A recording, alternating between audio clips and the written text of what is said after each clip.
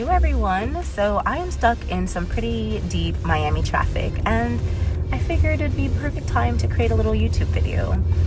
This video is going to be a little personal. I'm going to try not to get emotional because we're going to be talking about suicidal thoughts that a lot of med students experience, why we experience them, how we can stop ourselves from experiencing them, how we can be better equipped to experience them, and more importantly, understanding that you are not alone.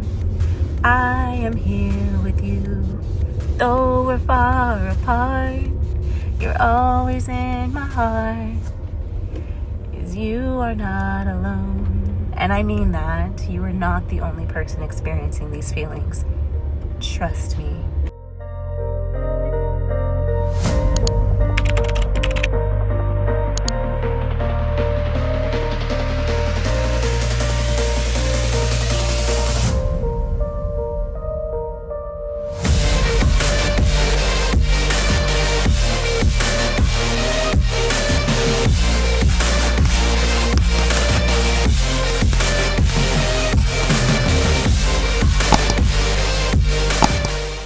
That it happens to a lot of people studying medicine. It's that we are treating other people, but we don't know how to fix the problems in our mind, in our hearts, or with our emotions. We don't know how to fix ourselves. And that's why I want to talk about this. Okay, so the first thing that I definitely just have to say is that we all know medical school is hard.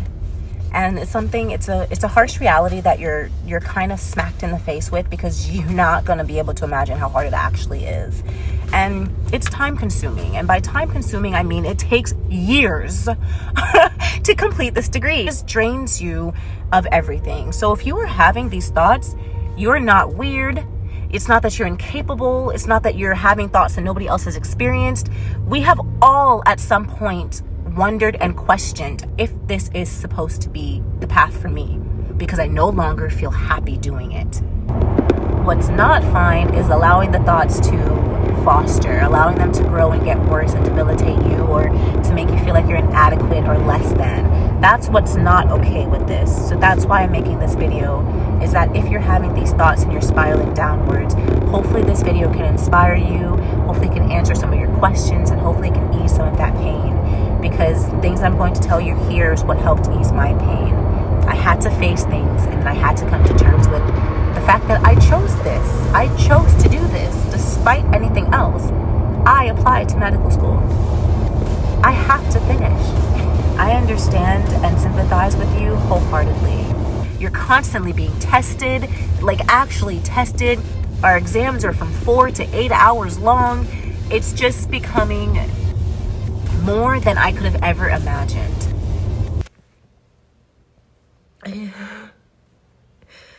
God grant me the strength. God grant me the willpower.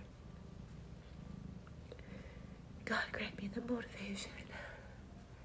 If you're being super emotional about this journey, just realize that it's okay.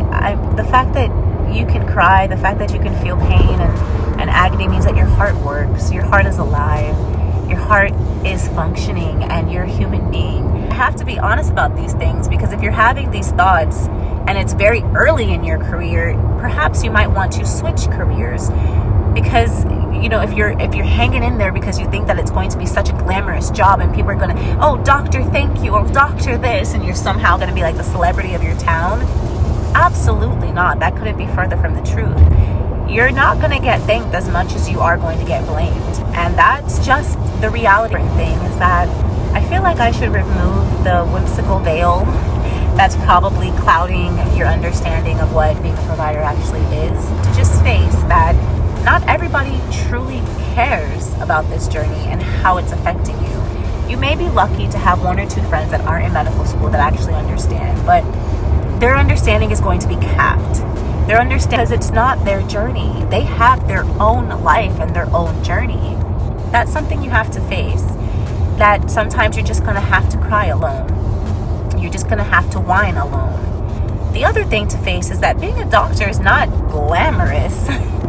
So some common questions that I was experiencing was, what is the point of life? Why am I doing this?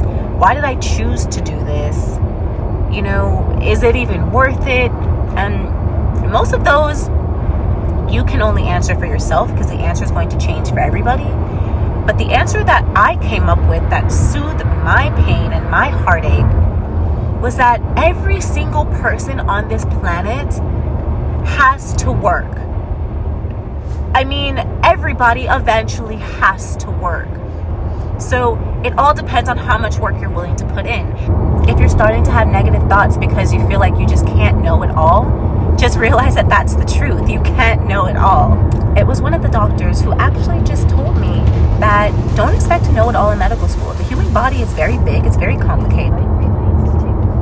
That we're going to feel like during the journey, you're going to feel like you're not really living, because you can't do as much as your friends that are actually working and have a job, because you just don't have that much money coming in. You have time to go to the beach, enjoy yourself on the weekends. So take advantage of those moments. Take advantage of what you can do and focus on the joy that you do have. To find your balance, try to find time to talk on the phone every night, to actually cook dinner, because cooking does relax you. It releases good hormones if you're doing it in a peaceful environment. Go swimming, go to the park for long walks, go to the beach and have a picnic, get a cat that's low maintenance. I mean, there are a lot of things that we can do to cope and to make ourselves feel better, because the truth is everybody who's facing with life in general has to find coping mechanisms, because life is beating us all up. It's not just medical students. Motivation. Know that if I'm putting in all of this blood, sweat, tears, money, time, energy, every part of me has gone into this degree. Every inch of my body has felt the pain that it takes to fulfill this degree. And if I'm putting in all of this effort, on the other side, it has to be equally beautiful. It has to be. So focus on the reasons why you wanted to become a physician, because those reasons still matter. Those reasons still exist. They don't have to go away because you're having a tough time. And if you can't focus on them immediately, call a friend, call me, reach out to somebody. That helped me the most.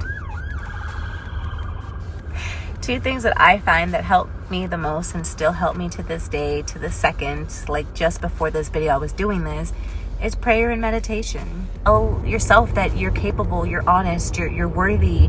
This is something that you've chosen for a reason, and that it's going to be beautiful. It's going to be more than you could ever imagined and dreamed of. Tell yourself beautiful things. Encourage yourself. Stare at yourself in the mirror and tell yourself how beautiful you are. Don't forget these things, because nobody's going to do it for you. Nobody's going to do it for you. I had to turn the camera around and show you this beautiful sunset. Is this not breathtaking? The sky is so beautiful. And a really good meditation that I like to do is just repeating this phrase that says, inhale confidence and exhale doubt. You say these things over and over again, and you breathe with intentions of calming yourself down. You will feel your blood pressure drop. The point is, you're trying to make yourself conscious of the power that you have over your body.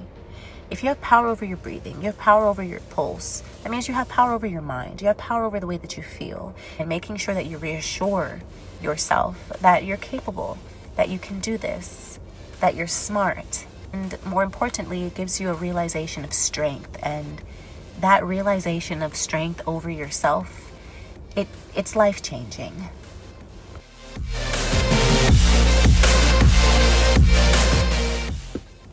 Okay, very, very important. I have here, and I want to say it exactly how I have it written, is to listen to your body and be kind to yourself. Crying is not weaknesses being expressed if you can control it and feel your way through. And I think that's so beautiful. Try to, wipe your tears and say, or block your tears. Let them flow. And then after they flow, you do everything that you can to make sure that you don't cry again. You get happy, you go out, you seek enjoyment. Okay, now, I can't say that everybody should avoid medication. There's some of us that are lucky to have medicine to save us. I know so many colleagues that started taking antidepressants and they look so much better. So when to know to seek help is if you start Having thoughts that are crippling. And by crippling, I mean you can't get out of bed. Your thoughts are literally crippling you from moving and from wanting to enjoy your life. Next is if the thoughts are becoming more consistent. Mornings, in the afternoons, before I go to bed, all day long, that's too much. That's too much negative energy. Negative thoughts and being around negative energies actually creates disease within you. It creates disease within your mind. It creates disease all over you. If you take a patient who sits in the dark room all day long, or even a baby who's never interacted with a human, they die. They die. But if you take somebody and put them outside in sunlight and give them love and nurture them, they live. That's all it is. It's that energy heals. Positive energy heals.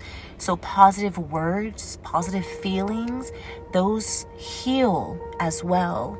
Feeling suicidal, don't let it get too far. Don't let it get worse. Don't allow yourself to live that way. Life is beautiful and you're meant to be here. If you weren't meant to be here, you wouldn't have been born. You are meant to be here and to make a difference.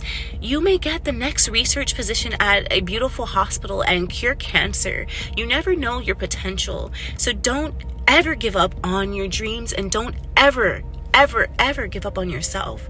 So if you're feeling inadequate and you're feeling like you're so stressed out that you'd rather end your life, don't do it. Listen to me, don't do it, because you're going to leave so many people hurt. And so many people would have missed out on meeting such a beautiful soul. Seek help if you really need to. So let's help each other, let's grow together, let's start conversations in the comment section if you feel comfortable. Peace for now.